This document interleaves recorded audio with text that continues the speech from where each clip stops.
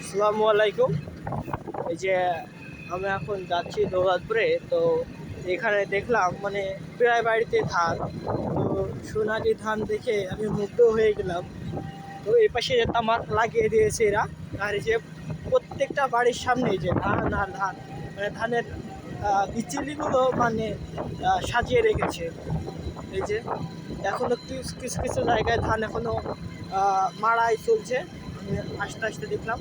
তো হোসেনাবাদের ভিতর দিয়ে এই রাস্তাটায় মানে প্রচুর পরিমাণে ধান আর ধান, মানে সকলের বাড়িতেই শুধু ধান আর ধান।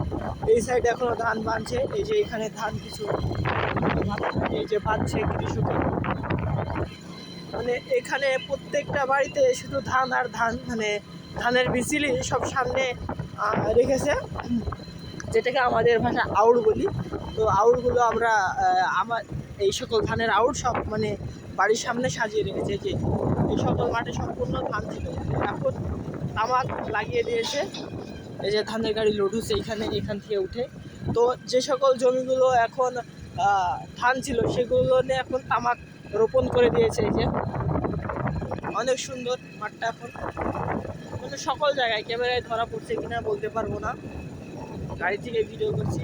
তো ভিডিওগুলো কেমন লাগে অবশ্যই কমেন্ট করে জানাবেন, আর দেখা হচ্ছে অন্য কোনো ভিডিওতে।